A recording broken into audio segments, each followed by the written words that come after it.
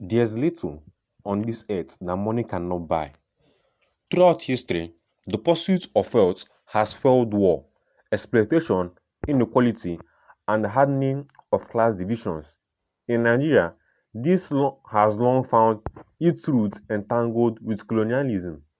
The British colonial rule not only imposed a capitalist framework that prioritized the economic gain of the empire, but also empowered a minority of local elites who collaborated for personal profit, often at the expense of the wider society.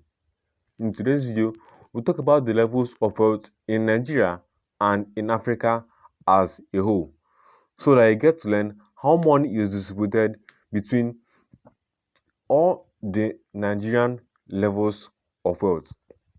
If you are new to the channel, consider clicking the red subscribe button and turning on the notification icon so you don't miss our future videos from the channel. Since independence, the country has seen a steep moral decline tied to greed and systemic corruption. The Abacha regime, a symbol of oil-era kleptocracy, is perhaps the most notorious example, with billions looted, institutions gutted, and lives shattered under the weight of one man's insatiable hunger for wealth. According to the International Center for Asset Recovery, the Abacha's family embezzlement is estimated at over $4 billion, but decades on the situation has not improved. If anything, it has worsened with this corrosive mentality continuing. With this at the political background of society, the sound of prosperity gospel cannot be muted.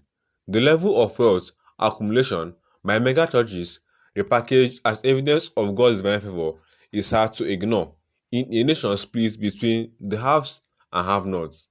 The genesis of wealth worship, colonialism, oil, and greed. In today's Nigeria, wealth is everything. To be poor is to be invisible, even expendable. The obsession with wealth, and by extension status, has contributed to a degradation of moral values and a complete social decadence.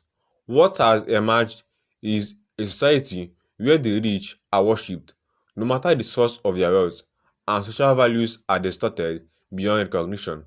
Ironically, the same nation which surpassed India as world's poverty capital in 2018, though it has now lost its crown, now has 87 million people living below the poverty line according to the World Bank, and has developed an almost veneration religious of wealth. To understand the present, one must trace the past. Nigeria's wealth hierarchy and exploitative capitalist attitude stem from its colonial legacy, which privileged extractive institutions and created a class of native elites to facilitate imperial economic interests. However, the post-colonial period did very little to dismantle these structures. In fact, it bore a rather scary cancer instead.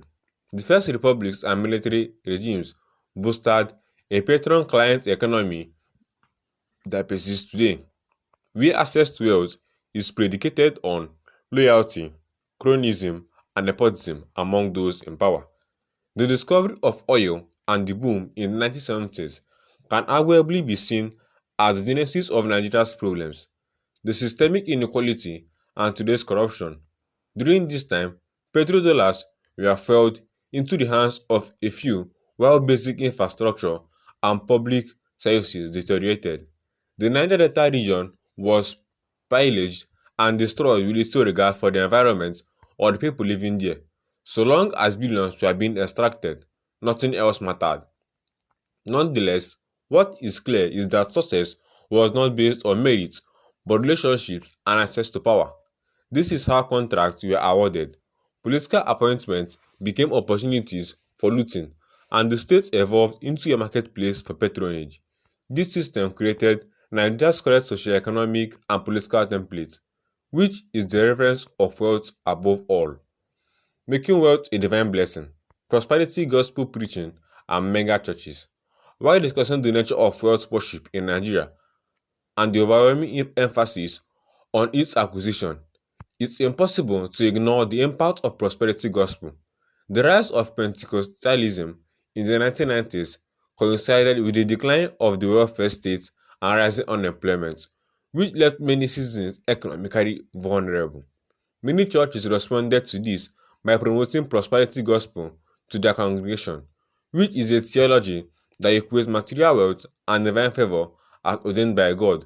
Some more increasingly focused their prayers on financial breakthrough, upward mobility, and social status.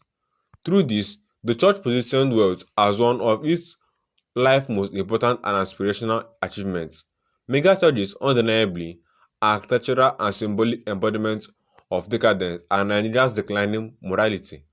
Pastors and religious leaders have become celebrities and demigods, flying private jets, living in opulence, and accumulating wealth, while large swaths of their congregations continue to live below the poverty line. Yet, these same congregants continue to sow seeds of faith, tithing with the hope that they too might be blessed with wealth. Few artists have diagnosed Nigeria's moral decline as clearly as Fela Kuti.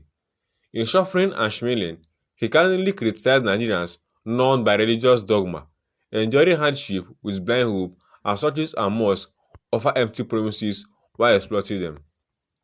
Suffer suffer for world, enjoy for heaven Christians go dey yab in spiritual heavy news.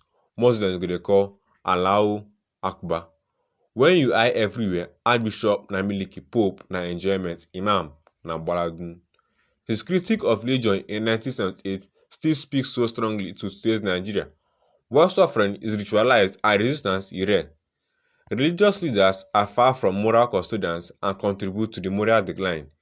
They offer empty hope and subvert scriptures whilst deepening their own pockets. The ethics of megachurches need to be explained in depth. They operate through the exploitation of faith, preying on a flawed system that has failed its people and has created vulnerable minds who see religion as a way out or their only semblance of hope for a better life. The result of prosperity preaching has been the significant commodification of religion as arguably one of the most profitable businesses in Nigeria. With mega church pastors such as Bishop David Oyedepo, with an estimated net worth of over $150 million. More so, it has stripped religion from its communal or strict ethos to a hyper-individualistic practice that sanctifies selfish ambition and material gain. The modern-day Nigerian prayer used to be wealthy. The theology of prosperity gospel normalizes greed and excesses. It provides moral cover for wealth accumulation and discourages critical discourse of the system. Within the prosperity gospel economy, the end justify the means, as those who succeed are seen as inherently blessed, regardless of how they acquire their wealth, while those who suffer are urged to pray harder. It therefore would not be an exaggeration to assert that in Nigeria, money can purchase nearly anything. Wealth is revered. Why? Because it serves as one of the few reliable safeguards against the harsh socioeconomic precarity that defines daily life for the majority. In 2022, the National Poverty Index revealed that 63% of persons living in Nigeria are multi-dimensionally poor, meaning that their poverty goes beyond lack of income but covers various areas of the population, such as education and healthcare.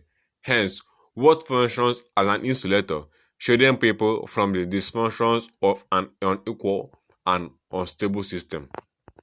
If you watch to this point, kindly drop a like in this video and also don't forget to subscribe to the channel